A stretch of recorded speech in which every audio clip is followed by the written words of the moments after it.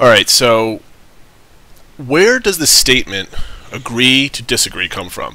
Because I think it's the most asinine statement I've ever heard in my life. I mean, like, what does it mean? I agree to disagree with you.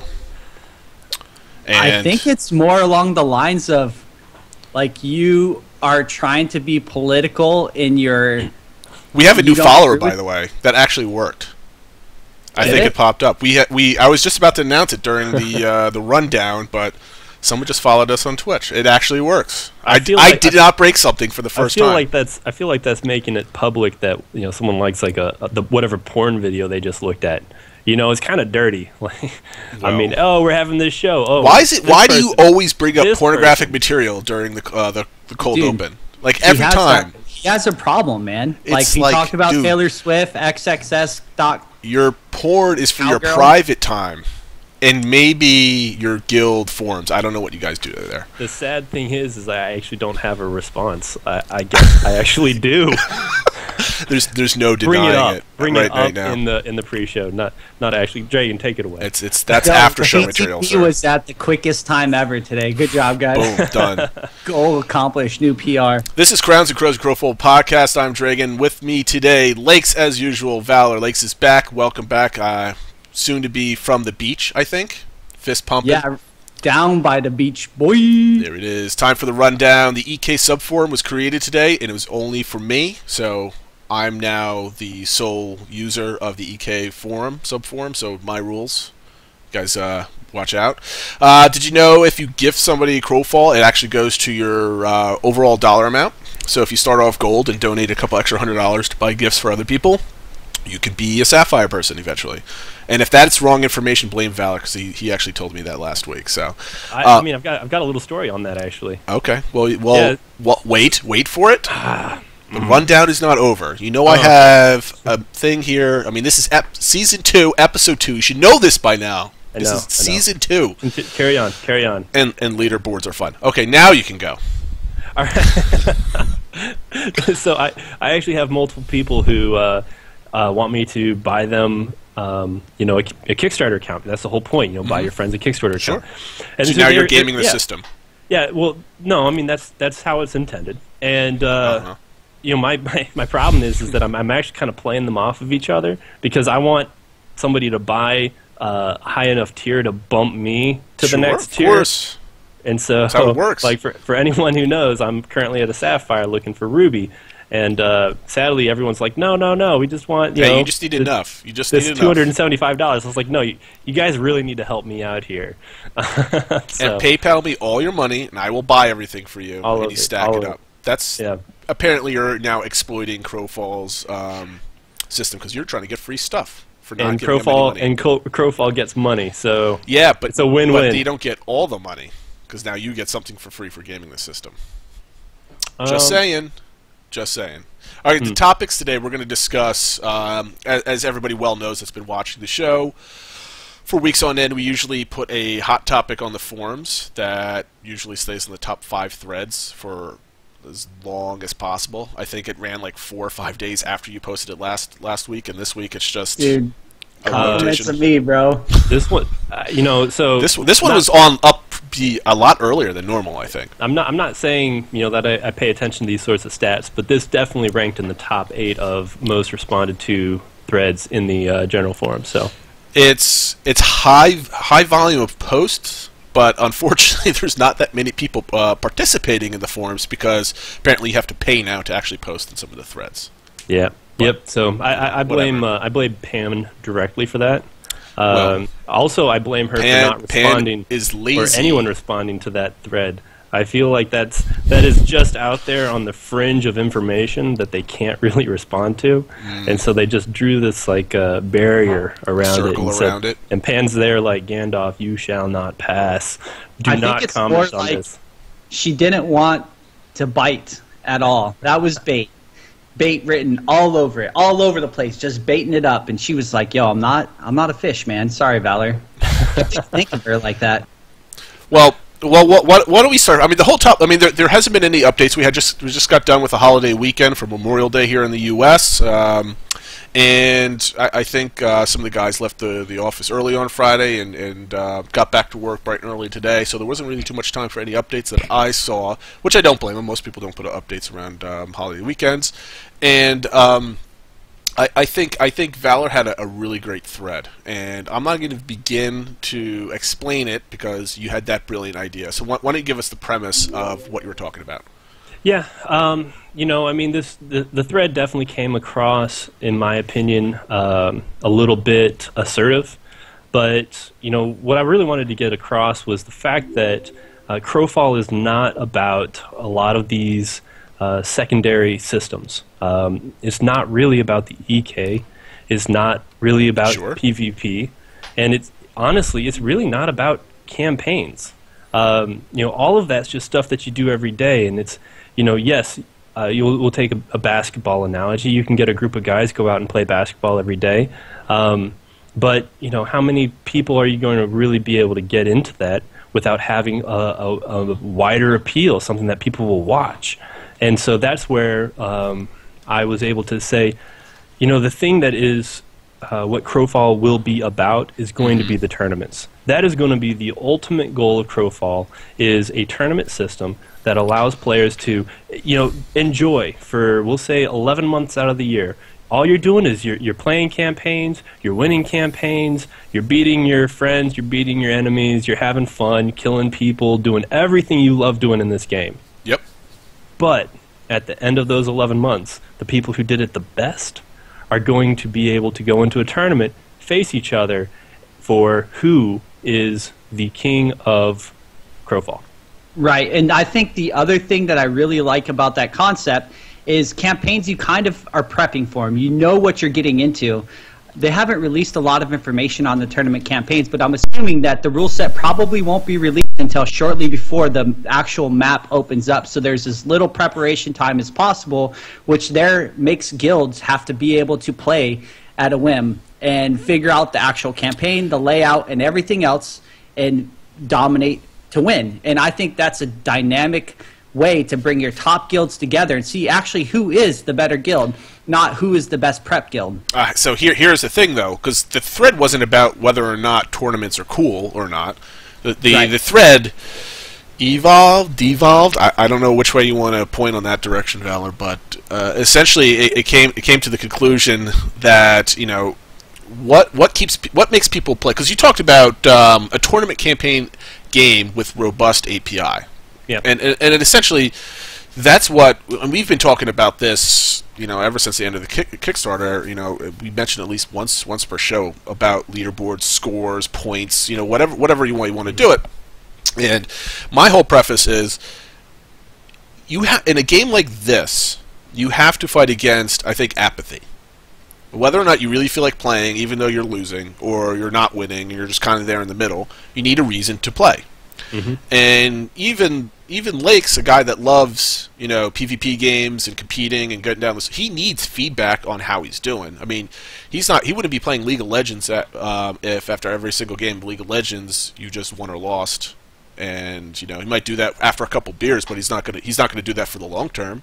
But he's there for the climb. He's there for the competition. He's there to be, I'm better than you because here's my ranking. Yeah. So Crowfall needs something like that inside of a campaign, I think. Lakes, you're shaking your head, kind of. Well, because leaderboards can be played, and I think that's one thing I agreed with everybody out there that was against the leaderboards, is they're saying you can play the leaderboards. I agree. Well, however, I mean, a leaderboard doesn't have to be simple KDA. I mean, do people, when I say a leaderboard... It shouldn't be KDA. No, I don't... That's the worst stat in a competitive game, period. No, I agree with you. Losing, it's all about the Whiskey Lima. That's it. Nothing else other than the win-loss. The KDA is just like an added stat for like announcers, Esports, and like, yo, he did so good. Like, if you do good, you're probably going to have a pretty decent KDA. If you do bad, probably had a shit one. So across the board, I think that KDA is an awful stat to track, but win-loss is very useful, especially in a tournament setting where you need to know where you stand to qualify for it. Here's my problem with that, and I guess we're just diving right into this. I mean, I was trying to think, how do we kind of go through the story of this thread, and you just can't. You just can't. Essentially, there's a ton of miscommunication going on in this thread. A lot of people are talking past each other. People are using definitions of things that other people don't think. When I say leaderboards, everybody imaginally thinks of an FPS. Who's got the most kills, who has the most assists, and who has the least amount of deaths is the best person. That might work in an FPS. I don't really care about that stat because it really doesn't matter in an MMO. A leaderboard needs to have. There have been games that have created these really complicated algorithms that feed into it. Your KDA feeds into it. The amount of gathering gets fed into it. The amount of gold that you've accumulated feeds into the amount longest time staying alive. I mean, there's a lot of stats that you can feed into this, and you can come up with some kind of number to pop up there. That's your overall influence boards. You want to call it that way? Does that make everybody happy if I use that type of your influence inside of a campaign? Yeah. Should be tallied in some fashion, and that's my point of view. I don't like the time alive stat. I'm throwing shit out there. I mean, I don't really care. Don't pick on the individual things. The point being is, you could have a lot of this. You could have a lot of these things, and they really don't mean anything. They don't matter. So you're getting to the second point. It's there, and so I'm with you here, and I think, Dragon, that a lot of people confused when I made the case for API in this game is going to be a big deal, and it's not because that's what will drive the community or drive the direction of campaigns or the tournaments, and that's yes, some people will focus on it, but what it is going to do is it's going to give people something to progress towards when they know that they're not going to be in the top tier of competitive communities out there. Well, I mean, here's a point that Lakes, I think you did a beautifully job explaining this to the Viking dude on the forums. Is apparently not. You have, and let's use the most competitive and most popular esport game out there as far as competition is concerned. We're not talking about the type of game. We're not talking about the dynamics of the game. We're just talking about player behavior, playing a game in an environment where they're playing against other people. That's the only similarities. You have bronze players, and then you have master tier players.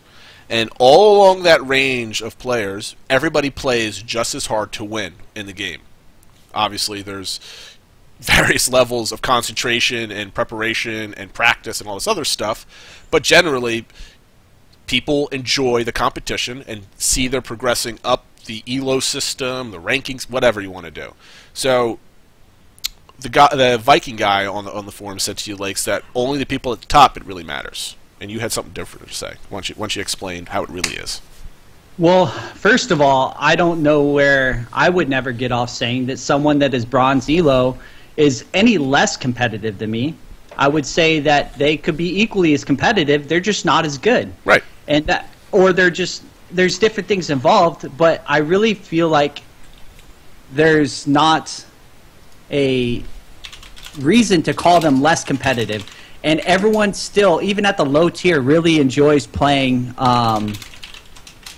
competitively. So it doesn't matter. Like, win-loss record is huge to everybody for the most part. Where it really doesn't start to matter is if we're all master tier, then it really doesn't matter, right? We're at the very top. We just want to play. But you're missing one point that I didn't bring up to you on the forums, though. The win-loss, and Ozzy had a point where leaderboards can be stacked, win-loss can be padded.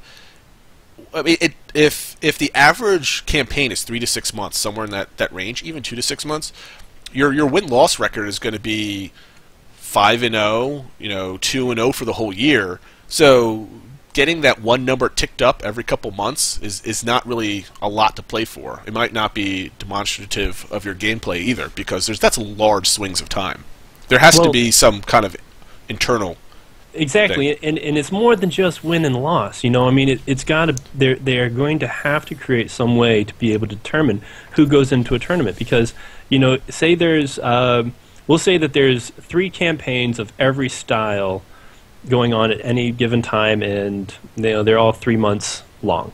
All right, so you're looking at 12 winners out of one style of campaign, and then. Well, I think they're going to have to construe a standard. Like, you have to win a dregs campaign in the last 6 months to. I mean, there has to be some kind of baseline. They're going to have to come up with some sort of system to say, oh yeah, this guild is great, they can go in. This guild, you guys are close. Here's where you were. This is where you need to be, and congratulations. And so BlixDev's like, oh, are the leaderboards essentially the runner-up prize? I mean, no, they're not a prize. They're a way. They're a compelling reason for you to play. It's a bracket. You can't qualify. You don't have qualification tournaments. You don't have point systems leading up to grab the people at the top and put them into a tournament without some sort of tracking of who's winning, who played well.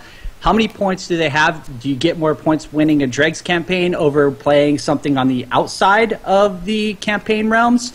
Time in the to qualify. No, I mean to qualify for a tournament, you essentially have to. There has to be some kind of baseline parameters. But I mean, like my whole point with like leaderboards is, and I got into this at least 2 of my posts, and BlixDev kind of touched upon it. Is essentially they're not a prize. I mean, like where you are on various leaderboards or scoreboards or whatever, if you're not a winner, they're meaningless to you. But while you're playing the game, let's say it's a 3-month campaign. It starts in January, and you play really hard in January, and you realize that a big guild popped onto your server, and you're only a 10-man guild. You're not going to win. You're getting destroyed, but you're not getting destroyed fast enough where you're going to have an early win condition. So you're going to end up playing a 3-month campaign. You know you're not going to win. Or why do you choose to log in the end of February to play the game? You can't. Let's say you can't get out because we don't know if you can do that or not. But like, what compels you to play? I mean, you're not going to be able to bring anything out of the campaign if you're playing those rules. You're not going to win, so you're not going to get the notoriety of winning. What makes you keep playing? I mean, so they've said that they'll likely have some sort of system where you can kneel out. But what would keep you playing? I mean, you bring up a great point. Outside of just, and this is what I think Viking was getting at, is that he's the type of person, and maybe his small circle of 20 or 30 people are the type of people, if they love the game, they'll just play the game regardless of whether they're winning, whether they're losing. Sure, there's a lot of people like that. Yeah, bro, you're casual. Congratulations. I mean, fantastic, have fun. No, I have no problem with that at all. I mean, you're a lot of fun to go up against. You might beat me sometimes, I might beat you, whatever. But at the end of the day, it comes down to, where is somebody going to, what are they going to do when they're not winning? And when you're not winning, this would provide you something to focus on. This would say, hey, you know what? I might be losing this campaign, but hey, I can go pad my kill to death ratio, and then it'll keep them playing. You have to motivate players to play the game, even if it's meaningless. Any decent community will not pay attention to KD ratio at all. All right, because that it will come down to what is that person doing for your community in a campaign.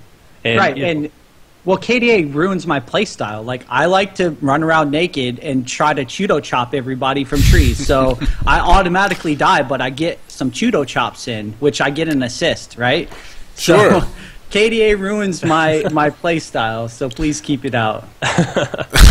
Well, I mean that's the whole thing. It has to do with apathy. I mean, like, if you're the average player, and let's be honest, the majority of the people that are going to be playing Crowfall are going to be in the realm from below average to above average. And I'm on the higher end of above average. I'm not going to go as I'm a great player or a good player at all. I'm above average or so. Okay, let's be honest with ourselves. And I've got 2 kids in my house, and my game time is limited, so I can't play 5 to 6 hours a day, really hone my craft and get really good and spend all this time accumulating points and all this other stuff. So I want to be able to jump into the game and say, hey, look, I want to see how good I am today. Maybe there's a daily leaderboard of like who gathered the most iron today, or who killed the most people today, or who crafted the most whatever. I mean, like daily things like that. So hey, look, 2 days ago I won the MVP of the day because I got a day off from the kids and I played 8 hours and poop socked my way to victory for just one day. You could hang your hat on that, I think. Well, yeah, Kagan's calling me a crybaby. The problem is that I mean, I keep saying the problem is there's so many problems. There's a lot of different cross things going on here that we need to settle down and stay within one subject. What we see when we look at the Crowfall community is we see a lot of different PvP player bases coming in. We talked about this a little bit. We see the Shadowbane guys. I think they have their own little IRC channel, and of course, Shadowbane players have an IRC channel. Darkfall, you've got them. You've got people coming over from World of Warcraft, WildStar, Arcade. There's some guilds coming over from Arcade, and none of them seem to understand the world that the others grew up in. Mm-hmm. And there's a lot of games out there that are PvP games, and to them it is always. Like WoW Arenas. Why aren't you like us? If you were like us, you wouldn't have a problem with this.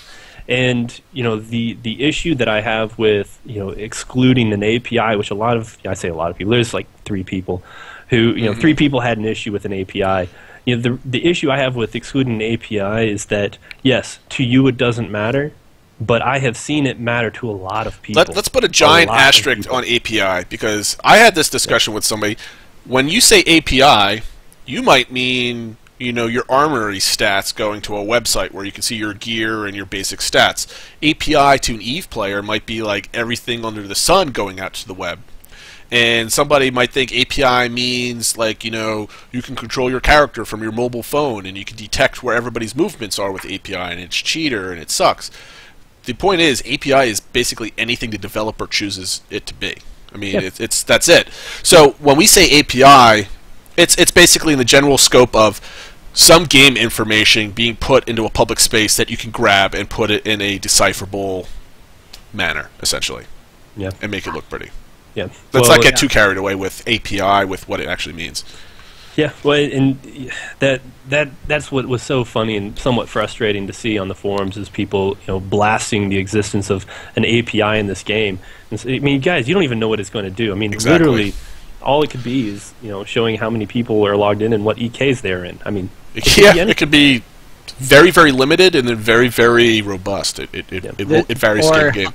How many rainbow unicorns are in the map? Yeah, exactly. I mean, there's so many options, and and by rainbow unicorns, that is actually code for Eonway. Well, that guy likes to shitpost all over the place. I don't blame him. He is a pretty little unicorn. But I mean, the whole point here, and I keep saying the whole point. There's a lot of different points. Another issue that I have is people think that once there's an API, you become exposed, and people are going to start bitching at them. And this is the same conversation you've ever seen in any other Diku-based WoW clone, where we don't want DPS meters. They ruin the game. And you're rolling your eyes, Valor. Lakes is just like, I'm not even listening to this conversation because it's retarded. But it's people like to put together weird builds because they like to be, I'm special. I'm the only person in the world with this build. That's great. I love messing around with builds, and you should be able to do that and have fun. But when you get called out because you want to go into combat and you think having 3 crafter disciplines and a really big sword makes you a good fighter, you're kind of wrong. You kind of need certain tools to actually play the game. So I think people are afraid of the API because it's going to expose them for not being as good as they think they are. What do you think, Lex?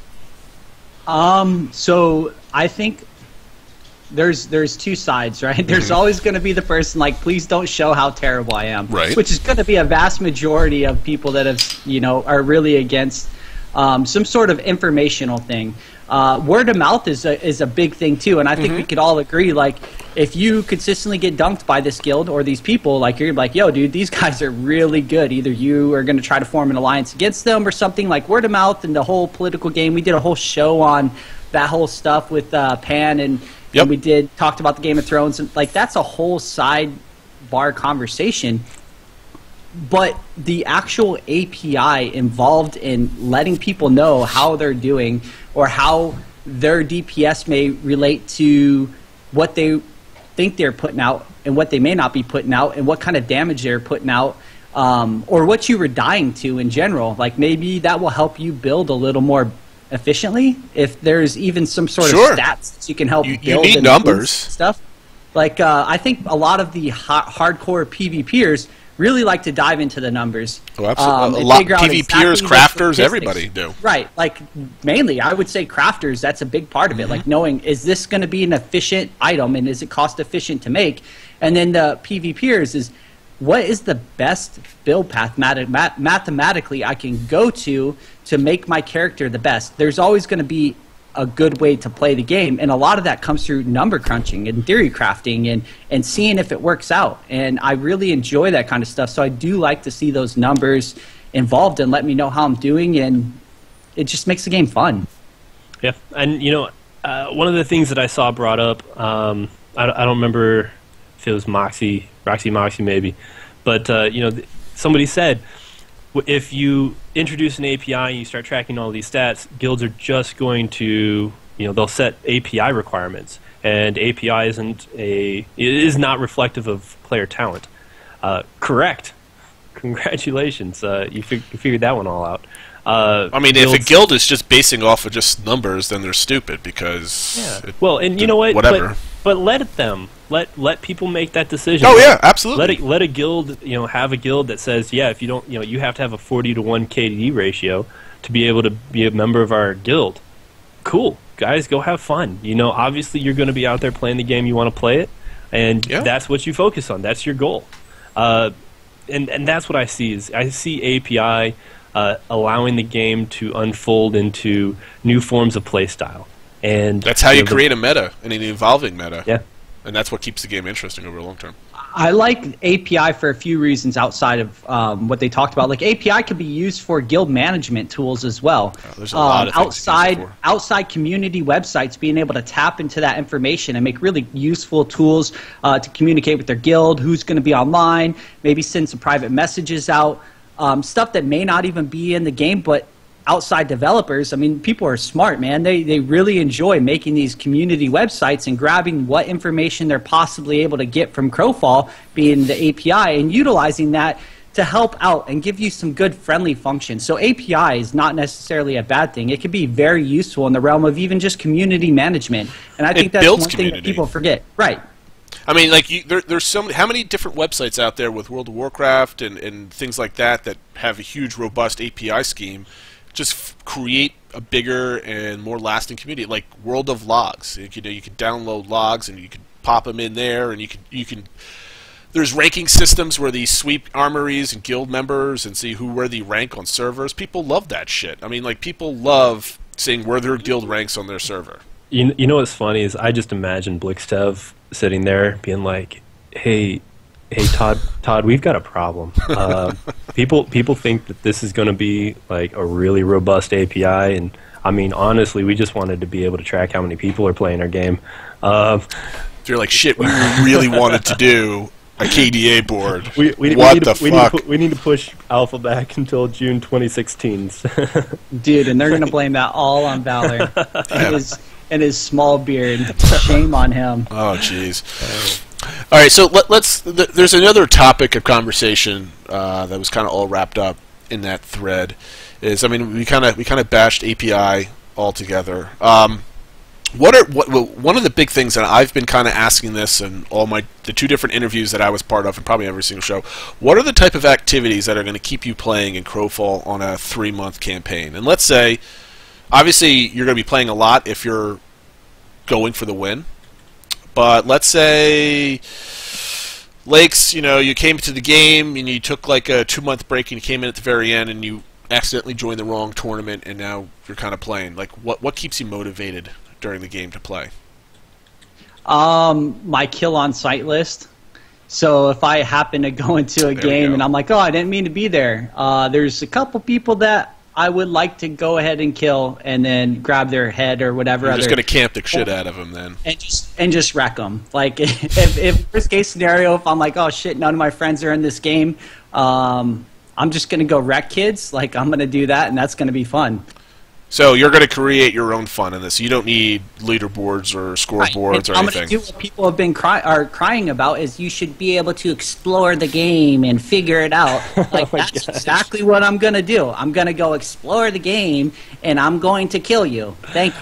I did. I took probably too much pleasure from reading what people should be exploring the game. I'm like, I mean, really, people. There have been game companies who have spent hundreds of millions of dollars on content that they expected to take years, and it got done in like the first 3 weeks. 3 weeks I'm sure that we will explore the game, and you know, that's the thing is, you know, the competitive gamers, and you know, going back to my post, you know, the competitive gamers, they're going to figure this game out. It happens in every game. They figure the game out. They figure out the shortest distance from point A to point B, and they take that route every single time.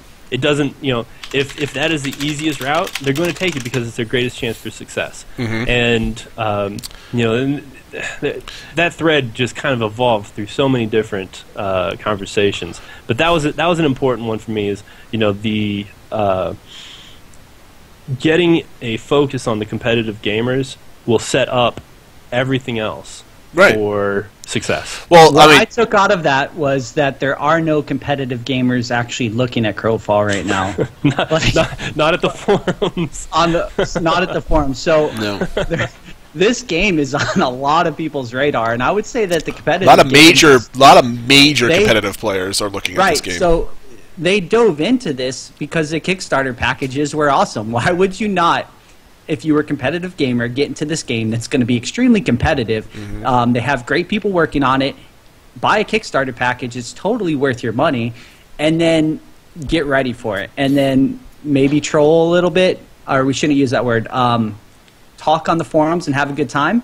But I guess the point being is that there are people out there checking this game out. There are people that are sitting here and already setting up on the back end. And whether you're a My Little Pony guild or a Hello Kitty fan, like, you could still play this game, but there are competitive gamers still looking out here, and they're looking to play this game in the near future. So, Valerie, you didn't really answer the question. Let's say you're not part of LOTD, which is a guild that's usually always on the competitive edge, no matter what campaign. So, I mean, like, you're fortunate enough to be part of a long-standing community that no matter where you go, you're always going to be competing for the #1 spot. Whether you win or lose, you're still going to be in the fight. Yeah. Let's say you're not in LOTD. It's you, Lakes, and me, and maybe 2 or 3 other buddies. We're playing Crowfall. We lost. Like, I'd find a new guild. I mean, I'm probably applying to LOTD right now. Right. No, continue. Sorry. But like, no, but like, so you guys, you know, you got 2 of you guys are crafters. You guys going out, you know, and a lot of other guys like to PvP, and it's month 2 of a 3-month campaign, or month 3 out of a 6-month campaign, or something like that. Okay, we're there in the middle. And you know you're probably not going to win. Maybe it's like a Bloodstone campaign, since that's the only one we know about, and you can't get any damn Bloodstones. So why are you playing on a daily basis? Okay, so there's going to be a couple things. I am going to be out there just killing people. I mean, we got a nice small crew. You know, one of us will probably be in the back crafting up the weapons for... Oh, hold on a second. I forgot to add something. This is the 3rd campaign in a row you've done. Okay, 3rd campaign in the row. I mean, it's fun to play the first time around, but now you've done this already 2 other times. I mean, at some point, what I think it's going to come down to is we're going to get back into the fealty alliance system. You know, again, I think that the way Ace should structure their game based off of my limited information, the way, you know, have a fealty system where, you know, little groups like us can go through and still do that. If, for whatever reason, we don't get along with whoever is winning, we don't particularly want to group with them, we want to make their life miserable, we still want to get something out of it, you know, and this is, again, it goes back to the API, you know, hey, give us something to, at the end of the day, yeah, we lost, but, you know, hey, I got 400 kills on the GM of, you know, so-and-so's guild. Awesome. I mean, you put that up on the forums, you say, gotcha, and you continue on. I mean, that is the sort of thing that will allow people to go ahead. Let me boil it down for you from what I think I'm hearing from you. So you're going to use, you're going to go out there, you're going to kill people, and do a whole bunch of stuff. You're going to wreak havoc. And hopefully you can record all those stats through an API to prove what you've done. And then take that to another guild, say, swear fealty to you, give me a high position with my core elite members, and tag along for the win at the very end. So you play a little bit of politics, a little bit of negotiation, and lending your aid to somebody else, assuming they have a robust fealty system. Is that what you're going for? Yeah, I think that's the best way to go about it. And honestly, you could go in like, oh, I'm going to swear fealty to this group of people because they're going to win and all this. And then their competition offers you something better. You hop over to their team and stab them in the back, give up their city, whatever it is. So let's put this in context, because apparently, according to Viking, Guild Wars 2 and Elder Scrolls offer us nothing as far as learning what player behavior is supposed to do. So, Guild Wars 2, for example, had its own version of a fealty system, and that's basically you were able to switch servers whenever you wanted, and let's call your server the Overlord, and whatever server you switched to was now who you swore fealty to. That's a loose comparison right there. So what stops people from jumping from one server to another, or one guild to another, or just forming up the Zerg just to win the campaign? I mean, the answer is obvious, but let's discuss it through. Yeah, what I see is that this sounds really dumb. They're going to be winners and they're going to be losers. Sure. And so dude, it's always the best beginning of a speech. Like, boys, here we are, battlefield's out. There's going to be winners and there's going to be losers. I love me some Battlefield speeches. There you go. Don't get me wrong. That being said, what it's really going to come down to is that, yeah, there's going to be a lot of politicking going on. And, I had this conversation with Todd. I'll keep referencing that every week until, I have another conversation with him. And, I said, hey, this is how I would explain Crowfall to somebody. And he said that's a pretty good way to explain it. I said that, if there is a fealty system, under the assumption there is, then that allows for the Game of Thrones. And go for it. I mean, go out there, have fun, stab people in the back. They won't ally with you next time if you end up in the same scenario. I mean, keeping people from jumping from guild to guild to guild, hey, don't. No, I'm not saying you should stop that, but what I'm saying is, I mean, the obvious answer is the more people you have swear fealty to you, the more diluted the reward becomes.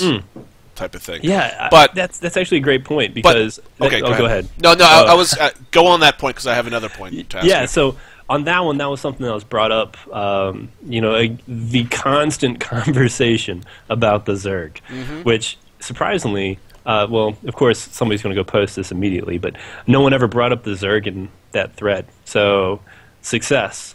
We win. But, yeah, I never Troll saw it. effective. I know, right? But when you have the Zerg, and everyone's so concerned about the Zerg, it's so easy to fix that. Is you just cap amount of resources per a winning side, and so if you have 3,000, say the campaign can hold 3,000 people, and you've got 2,500 people on one side, well, the amount of resources are only allotted for 500, and effectively now you're splitting up 500 people's worth of resources amongst 5 times that. Sure.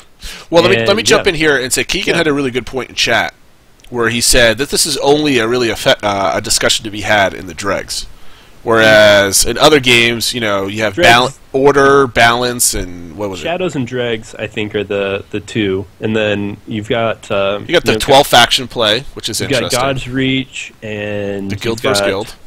Well, that. Was it order, balance, and chaos? Because I'm the ultimate Crowfall fanboy. I don't remember all the other things. I know. We haven't talked about the different bands and campaigns in so long. It would be great to have a status update on that. Some Tuesday when there's update. A Crowfall update, USA. I mean, interesting. Well, we shouldn't actually talk about it because last time we complained so much that they didn't actually put out any information today. So.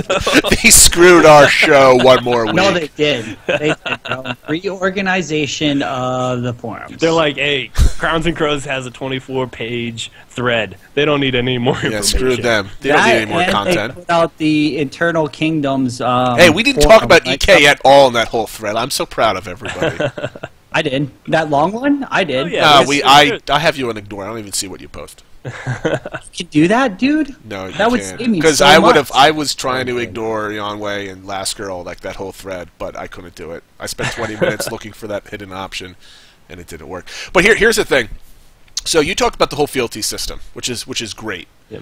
And you know, in my head, all I'm thinking is there's a nice family tree. You could slot guilds different places, and you have the order rankings. And maybe the larger the fealty tree, the more burdensome it gets for money-wise. So you have to have higher and higher taxes the more people that you have, so it keeps the natural number down.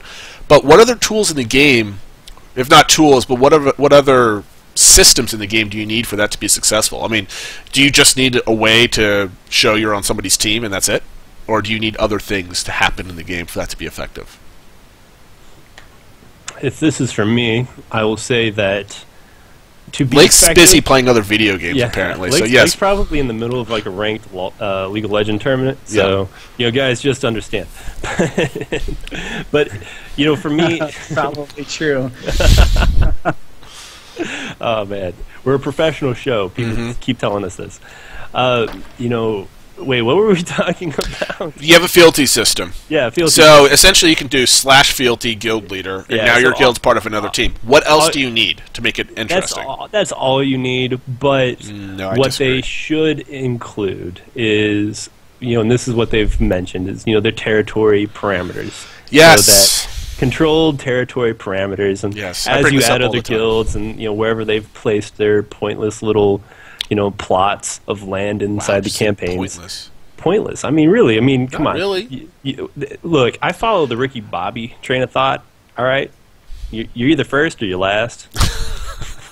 So, what if you have a guild? Unless there's money involved, right? Like, if second place is like, yo, here's 10 grand. Like, well, sorry, bro. Hell, like, Ricky, I was probably high when I said that. You could be second. You could be third. Hell, you could be fourth. Yeah. But here's my point. I mean, like. Yeah, man, it'd be so much cool. It'd be so cool to see, heads on pikes. Come on, make it fun. Have some fun with it. I need to say this was my idea for Guild Wars 2, and obviously they never did it. But I thought the game would be so much better. I think I've said this like 5 different episodes. You have to have some kind of boundary demarcation so you can see where the territory is, and we don't know. Have they actually said where you can build stuff to defend things, or is it always going to be given points? Is it like free build or not? They've kind of it's been a little mystery to me. Yeah, Lake, you can chime in after. Go ahead. Excuse me.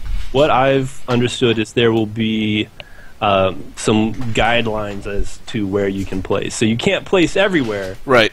But my understanding is that they'll have safe zones around certain things that'll be large enough to, hopefully create some sort of balance to keep people from just building, in the middle of 3 resource points.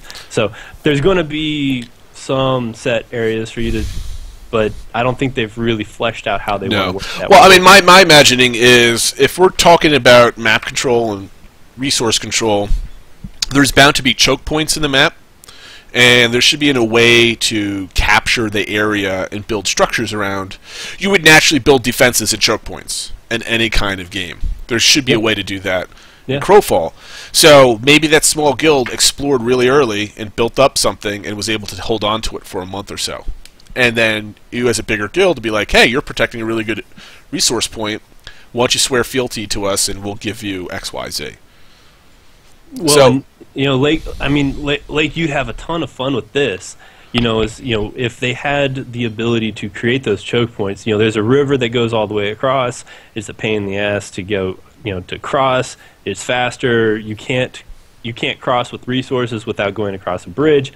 Being able to take a small, group and find a way to anchor yourselves into that position to where you can do a little 300 action. Right. I mean, take it from there. I bet you'd have a ton of fun with that. Right. So, I mean, I really like the small scale stuff, but I do and have the ability to lead larger scale events as well. But I really enjoy strategically putting my large group of people in small areas where I can effectively hold down a large amount of territory and still be able to handle that situation as best as possible. So like choke points, high ground, places where I kind of make mass numbers into smaller numbers. Those are big key things that are going to be revolved around this territory control. If they were able to do it in Star you Wars watch Galaxies. 300. Right, 300, right? Like, my arrows will blot out the sun. Well, we'll fight in the shade, bro. And you have, like, everyone historically accurate information. Yes. Go ahead. Completely. But, I mean, you get what I'm saying. Like, it really does. Like, those kind of terrain tactics, they apply in real-day combat, and they apply in video game combat, like, especially because of the physics that they're going to put involved in this game. Like, that's pretty huge. I put a bunch of frontline people up there. I control the high ground, force them to funnel in through this choke point, and now they have a hard time getting past some of my areas. Maybe I can even knock down some high ground onto them when they get into it because of the voxel system. Like, there's tons of different things that are going to be involved in that. It's going to be a lot of fun. Well, that also gives players something to do when they're not winning or losing. Maybe they find a spot. Maybe they want to start building their own little guild town somewhere and defending it. That gives players that maybe aren't winning and other objectives to actually play for. Right. I think what I was also going to say, too, was we were talking about territory control. And me personally, I'm the type of person in this type of game that we have very limited map awareness. Like, you don't have a mini-map that shows everything, and you have this huge landscape of these people own this specific territory. Like, you should really learn the map. And I think that's one of the things that people wanted to, that I got from the thread. They wanted people to be able to explore and learn the map to play effectively. And I'm 100% on board with that. Sure. I don't like big maps where I click M and I see all these kingdoms all over the place with little lines outlining their territory or boundary control. Like, to me, that should be a little smaller, a little less known. Unless you explore it, though. Unless you explore it, but they still shouldn't show territory lines. They should just be like this kingdom or this building. I think you should see territory lines only because it gives you a nice visual of how much you own them. Right, and where you should be afraid of. Like, I don't think that's right at all. Like, I think there should be very much this. You know where that's at, but there shouldn't be like territory lines. Because I mean, what's the advantage of a territory line? Well, there is no advantage. Yeah. Right, so why even show it? Because there is to a small degree. I mean, it's the same reason you just take it back to, however many thousands of years ago, or even take it back until today. There are territory lines to say, hey, if you cross this line, I'm going to kill you. Territory. I'm going to kill you. The sad thing is that for a lot of communities, whether you cross that line or not, they're still going to kill you. But there's a chance you might have two competing guilds that are on peaceful terms for the time being, and you raid some of their shit that's on their territory. That's a reason to start escalating a war. Let's kind of go at it, type of thing. Yeah, but that really prohibits a little bit of, hey, dude, they actually accidentally stumbled onto our land. Like, that kind of stuff is fun, and it really it makes it the good players, the people that explored and figured it out and learned the lay of the land. Like, I'm really bad at first of figuring out survival games and the map layout. And all this stuff, like I play with Jay Big, and I'm like, yo, where am I again? And Valor is probably equally as terrible at this as I am. Sure. So, like, that's something that we have to work on individually to become better at that game. But I really feel like that's a cool concept that they can run into this, is keep limited stuff. Maybe show your outlines of your own kingdoms, like Keegan was saying. But enemies, I think that should be a no-no. Dragon, let me throw a little wrench in things sure. right now. This brings up a great topic of conversation that I saw it recently referenced on the forums. Mini-maps, their existence in Crowfall, yes or no? I could go both ways. I mean, I think if you're going to play the Shadow or Dregs, let's say the highest risk, no mini-map. If you're going some of the easier ones, throw in a mini-map. To me, I love the idea of no mini-map. That sounds like a fun challenge, and a lot of games don't have that. You'll take the Todd position? Well, I mean, like, we'll do that in some campaigns, personally, probably. or from a game design point of view? Yeah, so personally, if you're going into a campaign and... I would love no mini-map. Cool. Because I haven't played a game that hasn't had a mini-map in forever, so I'd like to do that again. Like, how do you feel about it? What challenges do you see to them not having a mini-map? Is large-scale me controlling multiple groups or different commanders that are underneath me, and me trying to control all these pieces from a higher echelon point. That makes it very difficult to not be able to see the map. Sword busting. I love it. So, I mean, that could help out against strategic, big, coordinated Zergs, but I mean, that would actually benefit, I mean, just thinking about it, it would benefit smaller groups of people, which a lot of people have talked about. Like, what if they're not part of bigger guilds? Like, that could be a design concept that can actually help out the smaller groups of people. It benefits bigger guilds, though, too, because it slows down combat. You can't see where everybody is and, like, instantly tell people, go here, go there, go here. It allows you to, like... I like radars. Very minimal. Like I do like mini maps. So the mini map in the corner being very small, minimal, shows you maybe what's in a set radius, but it doesn't show you the lay of the land, I guess you would say.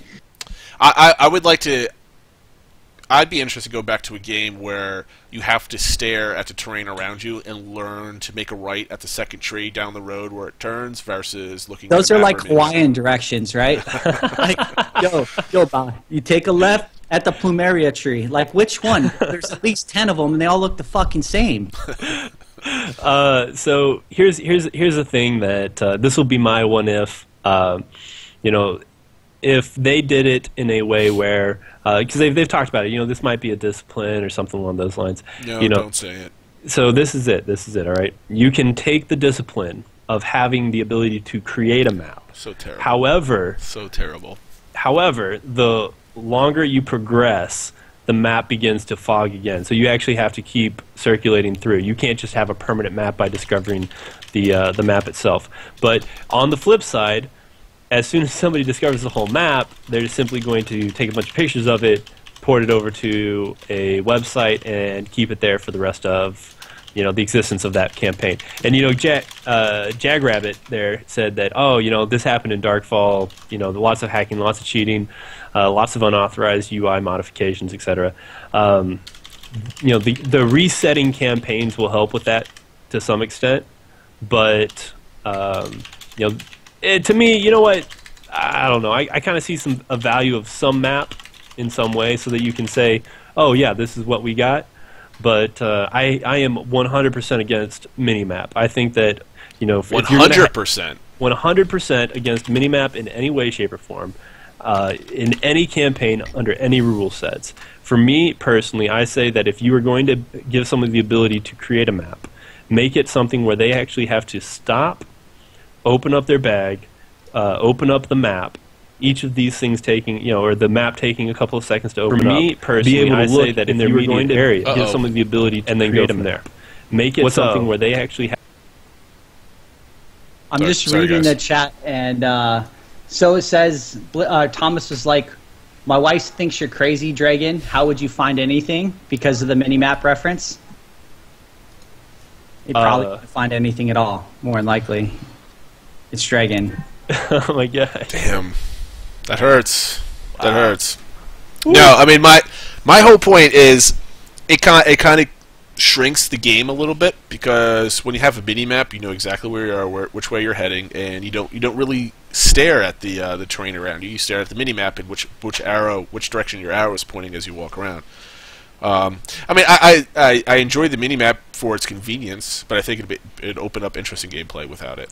And your cartographer idea is great in Fantasyland, where the internet doesn't exist and people don't upload maps and shit like that. So, and your API just feeds it to everybody because can we just go back to where Thomas's wife called you out? Sure. just saying. How would you find anything?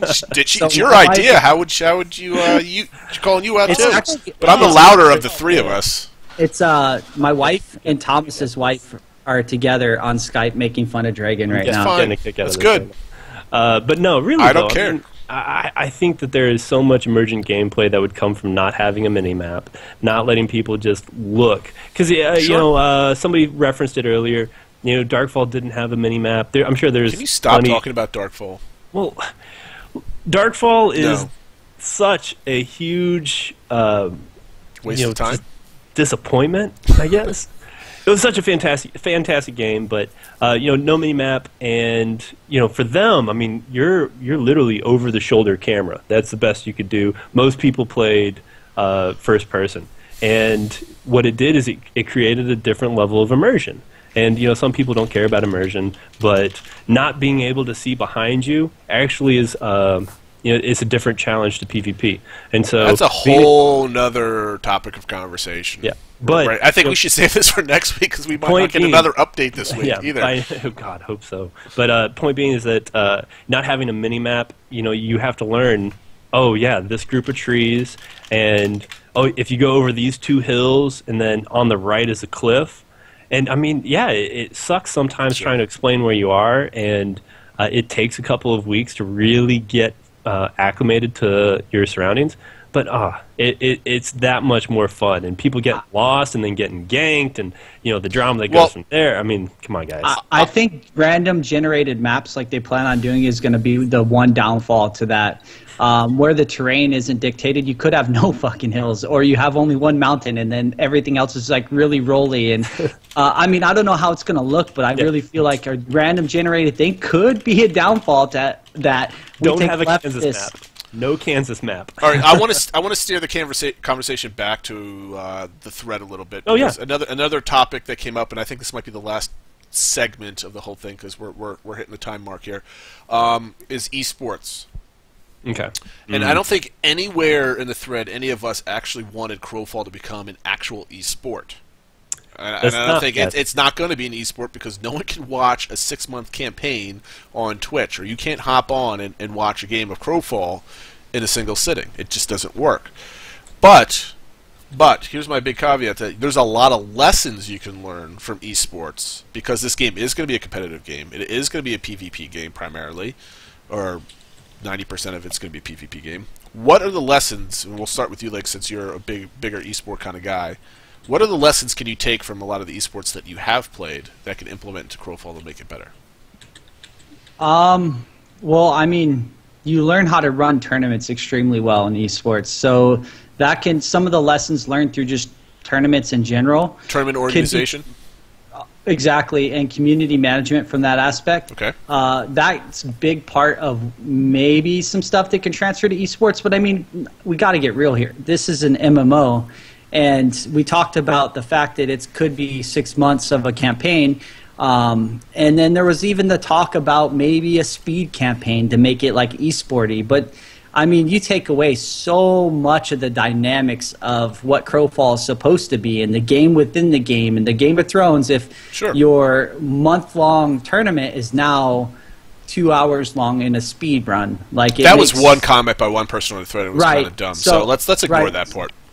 So, and then looking back at like esports in general, it's hard to grab a whole lot of similarities and bring it into this game. One, because it's not an arena-based game. There's going to be tons of changing rule sets, different maps. Everything's going to be slightly different. I think one thing that we can do is when we do have these tournament campaigns is being able to record them in some fashion, whether that's going to be Ace doing it, and making a short, condensed clip that people are going to be able to watch the summary of a campaign round.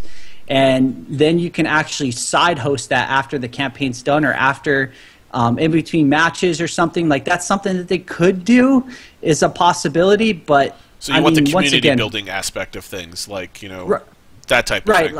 Like, I mean, if you're going to run and you're putting a lot of effort into these tournament campaigns, my championship matches between 3 different guilds, and they're fighting it out on this map. One's Order, one's Chaos, and one's Balance. Right? Did I say that right? Yeah, I think so. So each one of those are going to be the way they are. They're on the dregs. They have all this stuff going on, or they're not on the dregs. They're on that Order, Chaos, Balance one.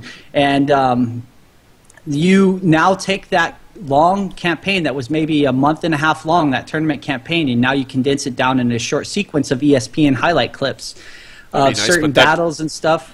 It takes away from a lot of the game, but I mean, what are you going to do? Live stream it all day long? No, or it's too long. Put an observer thing? It's too long. Like, I don't see where esports is going to come in and grab this, or a lot of the similarities to this game, because I really think this is an MMO, and you may be able to get sponsored guilds and teams, and these guys are using this gear, and that's what makes them so OP.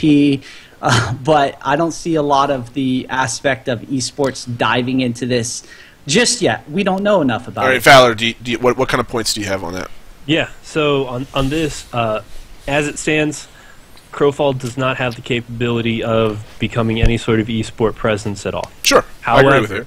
However, the way that they have talked about structuring their campaigns leads me to believe that, given the adequate interest and financial backing, they could actually create an esport-ish system, campaign where that it might only last 8 hours. Hey guys, go out there. Whoever wins the most shit in 8 hours, or 2 days or 3 days or something along those lines. Mm-hmm. Because with that, yes, then you could actually set up a scenario where you could live stream most of it, and then nobody's going to win until the end anyway, and then from there you can go in and drop in, do different things.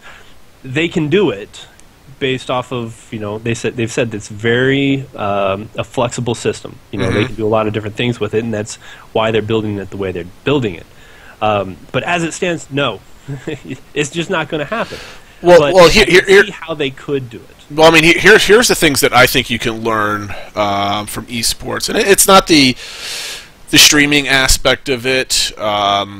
While I think maybe like the final hour or two of a big campaign should be live streamed by Crowfall, I think that would be kind of cool. That might be a nice little event, like on a weekend or something like that. But I think overall, what you can learn is how players come together and how players compete, and giving and studying player behavior across games is a great way to make Crowfall better, and that's what you can get from esports. That's the whole discussion for where leaderboards, ranking, elo, whatever you want to call it, whatever metric you want to use. I think that's what becomes important, because when people compete, do you want to know, am I better than you? And it's, you might have killed me 2 or 3 times, but over the course of the campaign, I killed you more. How do I know that? How do I recognize it? I need to see ladders. I need to see where I stand against other people. That's obvious. In the Sure. thread that Valor put up, it's Not so word obvious. of mouth. We're gonna have 1,000 Viking nails running around that all think they're better than everybody else. Well, the problem with campaigns, it's like they're temporary, so they only last 3 to 6 months. So you can only compare yourself to your contemporaries inside that campaign. But then again, you can't compare the person doing, let's say there's 9 dregs going on at once. How do you compare somebody that's in dreg number 2 to dreg number 7? And how do you compare somebody that's in dreg number 2 closer to the end and somebody in dreg number 7 that's closer to the beginning? And there needs to be a certain way where you can not only build your reputation through your gameplay, but show it off on a list of people that are playing the game, whatever way you're going to measure that. I mean, the people that are, the people that are going to be popular and well known are the people that spend a lot of time in the forums, spend a lot of time making their personal videos, and the people that stream. So the people that are popular and do well are going to be perceived as better players, and there needs to be a way to measure that. Yeah, well, and we're going to wrap in the API and the tournaments into things, and say that and Gradisher actually brings this up. It's like, oh, well, yeah, the sieges have to be worthy of spectators. Well, how do you determine that? Well, you have an API, you have tournaments, and you allow people to earn a rating, and who they're facing, based off of whatever success. I mean, there's a lot of ways that they can get into it, and it might take, depending on the length of tournaments or campaigns, it might take months to really set the baseline. But once you set that baseline, you're able to take it from there and say, okay, well, hey, these guys won 3 campaigns in a row. They've got this rating, and they're going up against this guild with this rating, and the Bane's taking place at 10 p.m. Eastern on Thursday. Dude, you could easily drop somebody in there, or a few people in there, and stream that.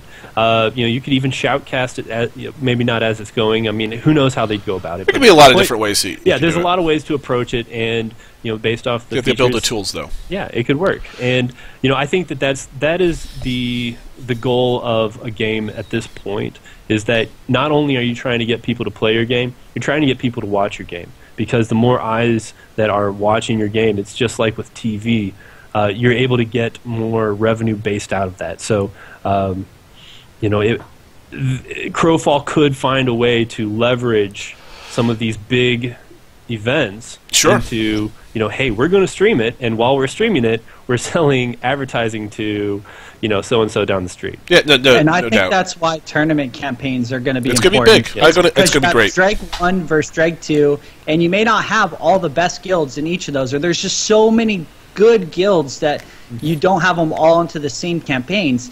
Well, that's what's going to bring all these big guilds together and put them on an even playing field is these guys, you're grouping them all together. These were the best of the best at this time, and now they get to play each other because you may not be able to join a campaign that another guild's in, or you're trying to actually stack a campaign where it's going to be all the top guilds perception-wise, and that's going to be the win or break for me is being able to put the top people together and put them into this. See what happens. Word of mouth's not going to do that. You could sit there and be like, hey, I'm inviting you, you, and you to my campaign, and we're going to fight it out. Like, you could do that, sure, and winning a campaign gives you some glory if you're able to do that. But the tournament campaigns forces those guilds that are the top to play each other, which is going to be good for several things. One, you're going to put all these top players that are part of a leaderboard in there, and then they're going to possibly be streaming other kinds of things. So there's a lot of promotion around it, which is going to draw in revenue, which is going to draw in more people, and people want to see the top guilds play each other, and it's going to bring in just this rounded community-based event. That there's going to be websites tracking the tournament as they go on. Yeah. Well, guy will come in. Okay, go ahead. Yeah, I want to ask one quick question. You've done a lot of competitive League of Legends and other MOBA type games, and you have competed at higher levels than a lot of people. Do you think that these games would see the success that they've seen without their ability to stream? Without the ability to do all of the other things outside of what the game actually is. Well, do you guys see Hello Kitty doing huge revenues? I don't, because there's really no competition in it. A lot of the big games out there do have some sort of competition. Obviously, you have your different RTSs and stuff, and other games out there that aren't exactly very competitive. It's more like you're playing a scripted boss, and people enjoy watching that. But a vast majority of these bigger games that have a huge community following on Twitch in particular are these competitive games that have some sort of rank structure. And quite frankly, unfortunately, right now, it is MOBAs, and it is arena-based games, but it doesn't have to be. Exactly. Well, let me bring in one more point, because this is a point, Valor, that you brought up in your original point, where you said that you need to cater the game, or at least craft a game, to the competitive elite. So to speak. Keegan's going to come on and disagree with you. But first, you guys have failed GameVox this week. You guys are muted in GameVox, so he can't actually hear you. So if you can make that work. I'm not muted, so screw you. But your voice is not. He can't hear you as you speak right now. That sounds like a personal problem for him. Okay, so Keegan, you're going to come on live. You can hear my voice. You can hear it. Hopefully, they can hear you. This is the third week in a row that we've done this. Keegan, you're on. Go ahead, man. All right, there we go. Yeah, I can hear everybody, just not Lake, unfortunately. Well, screw Lake. But his opinion... You can't hear me? Anyway, so, Valerie, it was actually you. You brought something else. It was about catering to whatever you want to call them. The hardcore PvPers, the elite, the guys that, I guess, maybe share your point of view, right? Okay, yep. I think that is like working from the top down. That I don't think that is a good place to start a foundation. I think starting the foundation starts with tools, and then different types of people are going to use them in different ways. That's called creating a good game, though. Yeah, that's what I'm talking about. This is like trying to structure. I mean, obviously, we don't know anything, so a lot of it is just theory.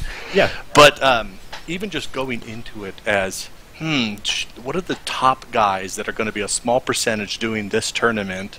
How do we cater the game to them? And somehow that's going to trickle down, I think, is a backwards way of reasoning it out. Because if you say that, that means tournaments have to be the majority. And if they're not, then what is the foundation? The foundation is what? Before Valor answers, you need to define what you mean by catering to the elite. What do you mean by that, actually?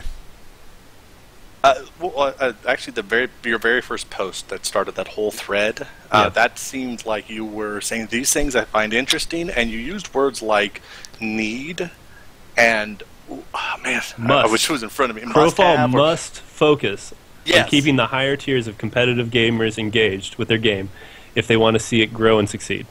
Yeah, it's saying that equals success to me is a faulty reasoning, because tools will do that, not those select people, because I also wouldn't want the same thing for any part of it. I wouldn't want just those that love to craft or those that just love mounts and say, you know what, if mount combat isn't the best part, then how can I enjoy it? It's focusing too limited. It's like too limiting your focus of what it should be, and not presenting tools for all of us to just come up with crazy stuff, because that is more engaging, allowing us to create that fun.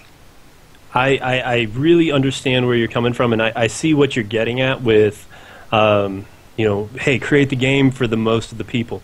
The problem when you do that, though, is that the people who will break your game, who will figure out the ways around all of these, fun little features that most people will enjoy, they are the ultra-competitive gamers. The people who will get tired of dealing with the same repetitive thing that, most people won't mind. Well, they do, because it is simply a hindrance in their, as I said earlier, their trip from point A to point B.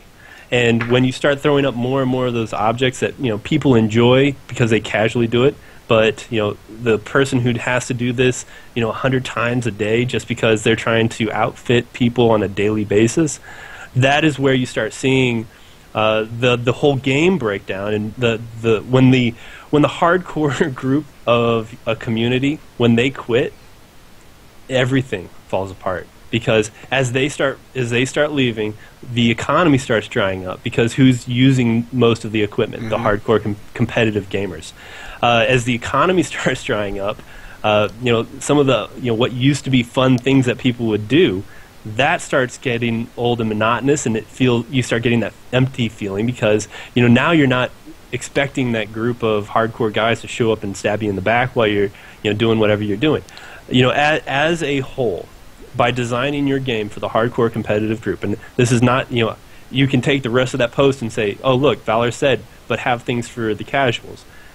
By designing that game for the hardcore competitive group, you are ensuring that you have the best chance for success with them, and they will help to drive the rest of the interest in your game. Because the people that are making the fan sites, the API usage, all the different things that you enjoy about the game, like I'm going to use World of Warcraft as an example because they have a very robust community and API feature set. The World of Logs, the ranking systems, all the add-ons, etc.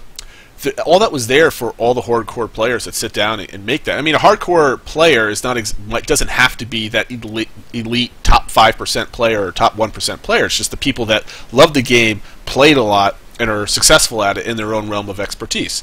And you need that in every game, because the players that don't play very often rely on the people that are there every single time they log on to have fun. Exactly. Well, and I will use my community as an example because I'm familiar with it. Lords of the Dead, we have a lot of very competitive gamers. When we go into a game, we go into a game to win. However, we have a lot of casual people who they enjoy doing some of the stuff more casually. And, they are a part of a competitive group. And that's why they join, because they want to be part of a competitive group, but they take a casual approach to it. So they are able to provide support in other ways. They'll have their character geared out and ready to go, and they'll go out in PvP. But, when they log in at, 8 or 9 o'clock and they've got half an hour, they'll log in and they'll do something productive for the rest of the group. I'm going to disagree with all of that, but I didn't hear what Like said, so I can't. No, if you're going to disagree, that I want to hear his before I do. Yeah, this is between you and me at this point. I mean, Lake hasn't even chimed in yet. Lake hasn't even been paying attention. His camera broke. No, I have. I could hear him, and I couldn't. Can you hear me now? Yeah, I can hear you fine. It was my bad. Okay. Yeah. People need to learn how to use Gamebox. What I was saying, or what I was going to say, I'm sorry, is that I agree with both sides, to be honest. You have to appeal, or the game has to have a high enough skill cap to appeal to the hardcore PvPers, but at the same time, you still have to appeal to the vast majority. Easy to learn, hard to master. Right. That is the key thing that is involved in majority of the competitive games out there, is it's not necessarily easy to learn, because there are games that are really hard to learn. You have 10 different tons of different skill bars. There's tons of skill involved, but that's what makes it hard to master. But the way that they're trying to evolve this game with the combo system, and you can figure it out, right? You can go up there, you can push a bunch of skills. For the most part, obviously, we're guessing and assuming a lot of things, but there's going to be a place where it's going to be hard to master. You're going to have people that are very good at reading skills, getting stuff out, cancel casting like they plan on putting in. Like all that kind of stuff is going to appeal to the higher end of the PvP realm, the hardcore realm. But at the same time, you're going to have a lot of people that are just going to have tons of fun being able to do it. So I think you have to appeal to both sides for the most part. It has to have a high-end skill cap, and at the same time, it still has to be able to be usable by a vast majority, because that's where your money's going to come from. Unfortunately, the high-end players is maybe 1% of your entire population. Go ahead, Keegan. Yes, actually, that is very true. It's catering to the smallest, or the smallest portion always is the worst, right? And the reason I actually disagree with both is this: we are like stuck in an age of just throwing around terms because it's the easiest thing. I don't know, maybe people like it so they can sound cool, but using words like meta and hardcore and casual, it's all just fluff. That's all just trash right there. We're just talking about people have personal interests. It sounds like a philosophical discussion That's already. That's what I'm saying. If people are bringing these things in as if these terms mean something. They do mean something. It's all fluff. It's all fluff. Say the hardcore. If someone called it filthy casual, how would you feel? Like, okay, I'm still having fun over here. Well then that's fine. Who gives a shit, though? Casual. No, it just means I'm an adult and I don't react like a 3-year-old when people say stuff. No, I mean, like typically when we say, at least when I say a hardcore player, I consider a person that plays the game a lot. It's more of a time investment versus a skill investment. I'll say, like, yes, let's say Fowler's terrible at, chess, but he plays chess 60 hours a week. He plays chess pretty fucking hardcore. He might not be good at it, but he plays it hardcore. And if he was a good chess player, I mean, like, I would use whatever adjective that goes with it. But I mean, like, hardcore is all about time spent. It's not about skill acquired. And I think a lot of people agree with that these days. Yeah. But they still would use the word hardcore as an elitist. Like, I am hardcore. Well, I mean, I like the best of the no one goes out there and says I'm a hardcore player without sounding like an asshole anyway. So, like, let's bring it round circle. Let's bring it full circle. Go. We'll bring it full circle and say that when I said design a game for the competitive players, it is design the game for the competitive players because they're going to be the ones who will break your game, who will figure it out, who will reach the top. And as the more casual players, as they grow into the game as well, they'll get to that point and they'll reach that glass ceiling. You have to design that for that top tier, because people will continue to get into that top tier. Now, that being said, I also went through and I also mentioned, but the game has to be accessible. We're not talking about creating, the most Twitch, PvP game ever made. What I'm saying is simply, if you don't design your game with these people in mind, what you're designing is you're designing a game with a ceiling that people will reach, and when they reach that ceiling, they'll quit. So if that's what your post was, I completely agree with that, because I don't think that actually was articulated in those terms. And you just want to have a semantic argument. That's all you want to do. He's specifically talking about appropriate levels and ceilings and everything. I totally understand that, which is different than saying that is the driving force behind, like, if they... It is the driving force, because personally, you always want to be better than you were yesterday or a year ago. But the community's not going to collapse when the 1% leave. Well, the community does collapse. But absolutely not. The 1% leaves. The 1% leaves, and then percent number 2, they become the 1%, and then they leave. I mean, you look at any game that's ever taken place. It happens. It happens. Guild Wars 1, it took place, and after after the first year, people were like, the best guilds left. What's the point? And then, I was like, but the game kept going, and, then more guilds took the top spot. But then they quit or fell apart. And then the next group, and they quit and they fell apart. And you get to a point where, who are we really watching play this game? That's the issue right there.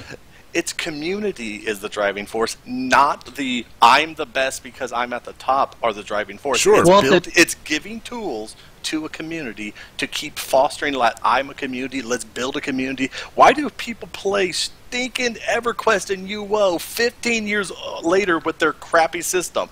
It's because they gave tools to create a community.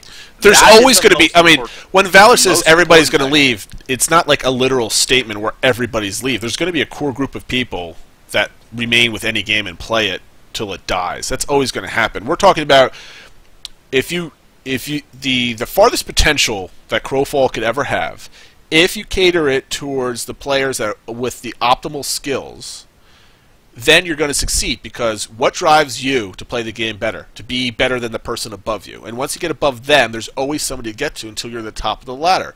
There always has to be a goal in which to get to. And if all the people that you're trying to be better than or get to start leaving, you're going to get bored and be like, well, what's the point anymore? Everybody is going. Well, they left for a reason. Well, yeah. They left for a reason. Sucks or whatever. If the top end sucks and you don't have that skill cap ceiling, or no ceiling, right? You try to make it as high of a skill cap as possible. If it sucks, then you're going to have a trickle effect. Everyone else that gets to that point. There's a reason why hardcore people leave. And that's the thing, is it could trickle down, and then you could have more of like a casual type thing, but you're really designing a competitive PvP game for the most part, right? Because you have the campaigns, there's a reason to win. It's not like your typical MMO where it continues to go on and the persistent is the actual. Well, yeah, it's a very good point. This is very much, it's a campaign, and there's going to be competition for those campaigns, and people can go in and have fun, but it's the driving force is going to be to get that W. And if it's not appealing to the high-end people to make it worth getting the W, then you're going to start to have that trickle effect of the top is going to start to diminish, and it will start to eventually roll down and snowball down. So I can agree to an extent, but I really feel like if you can do what I said, is you have to be able to appease to both sides, then you're going to have a good game on your hands. And the last point on this, and thanks, Keegan, for bringing it up, because there was some good points here. We're going to have to wrap it really quickly, is essentially UO and EQ. EQ is a PvE game. You can go in there and play it with 5 people and have a good time and never miss a beat.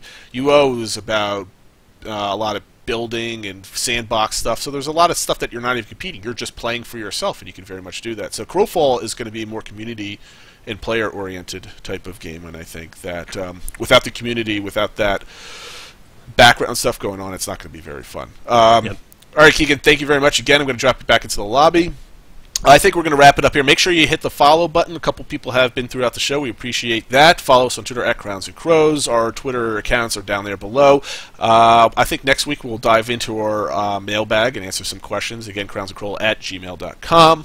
And I think that does it. I think we spent the equivalent of 24 pages of forum posting in this 1 hour and a half webcast. So I think it's time to just wrap it up right now, because, like Lake said, it's you'll never understand if you don't understand right now. So thanks, guys, for watching. We're going to kick off the after show after a couple minutes, and we'll see you next week. Later, guys. See you guys.